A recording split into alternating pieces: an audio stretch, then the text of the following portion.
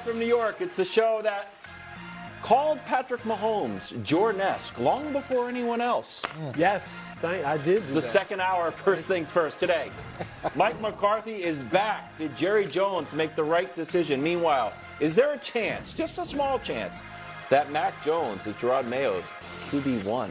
No. There's a chance. There's a chance. There's no chance. Yeah. Killed that. There's no chance. There's a chance. Good for him, too. But right now, it's time for the most motivational segment in all of sports. It's the Bud List. It's also an opportunity for us to read some viewer mail. For the year 2024, what's wrong, bro? Nothing. We get tons of mail forward for to the the year mail. 2024. Just satchels. I know there's something coming. You're not slick anymore. 10 straight weeks. Dear Wilds, love the show.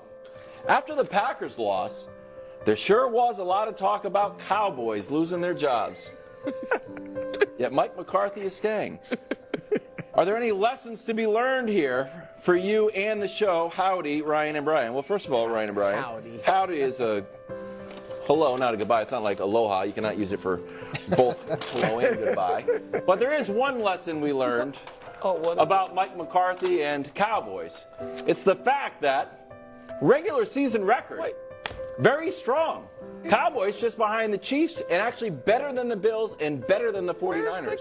So what I think the lesson here for the show is, bro, is that you shouldn't be defined by just one playoff loss, and consistency matters in a successful organization. Time for the Bud List. You really? That's it?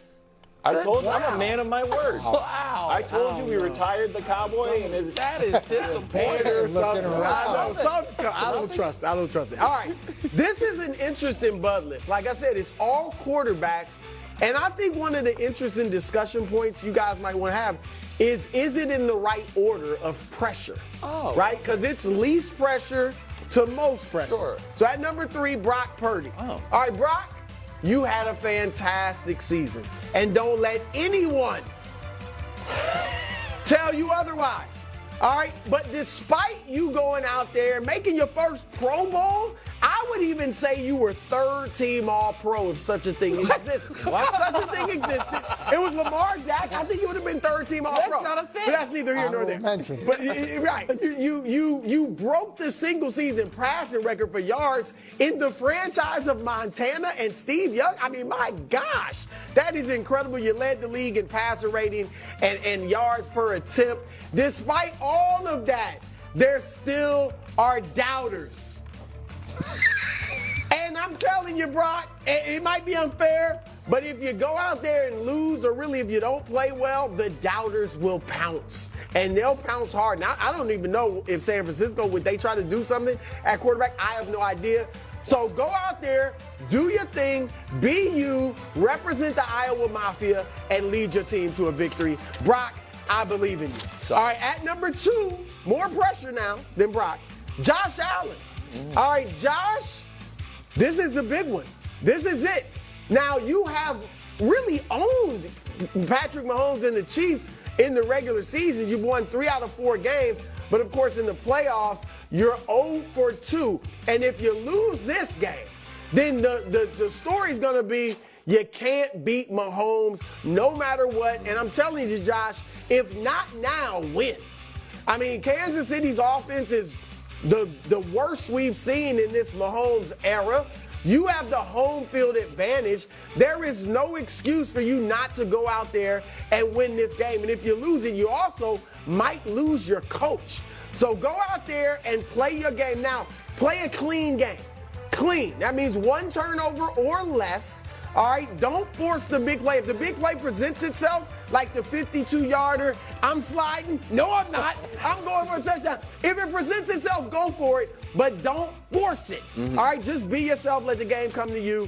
And Josh, I do believe in you. At number 1, now this is the most pressure I see, guys, of all the quarterbacks, Lamar Jackson. 100%. Lamar, you're likely to be almost certain to win your second MVP award. You will be the youngest quarterback ever at 27 years old, about 9 months younger than Mahomes, to have 2 MVPs. And check this out. In the regular season, you've got more quarterback wins, 58, than any other player through their first 6 seasons.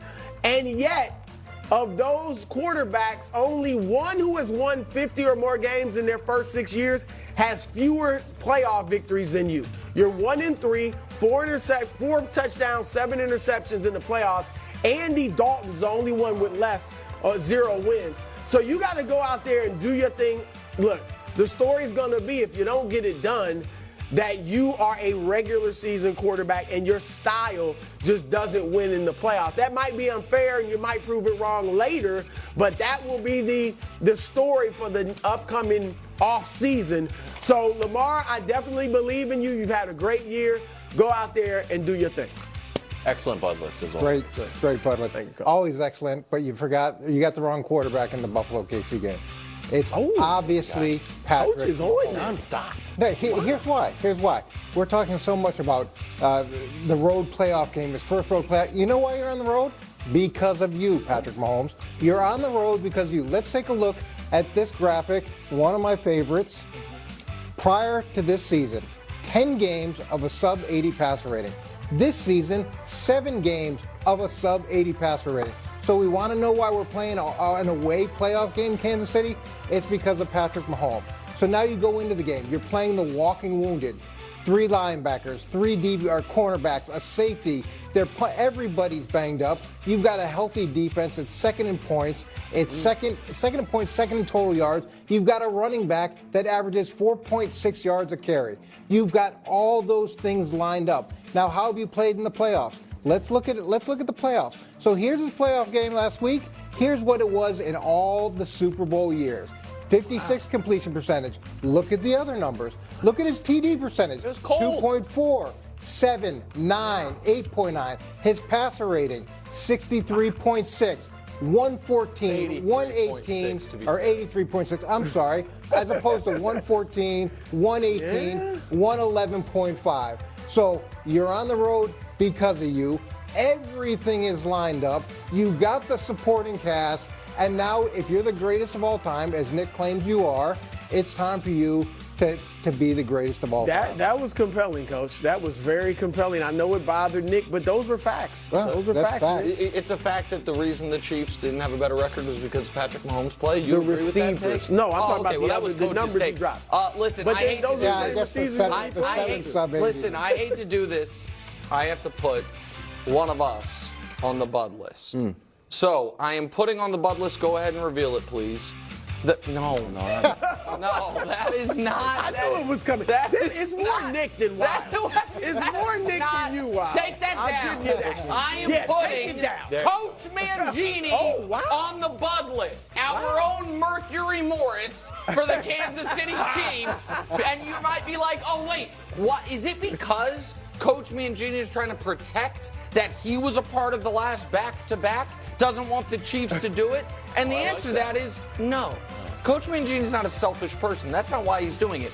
He is trying to protect something far more important to his heart: the legacy and the memory of the current GOAT, Tom Brady, against the man attacking his GOAT reign in Patrick Mahomes. Because the fact of the matter is this.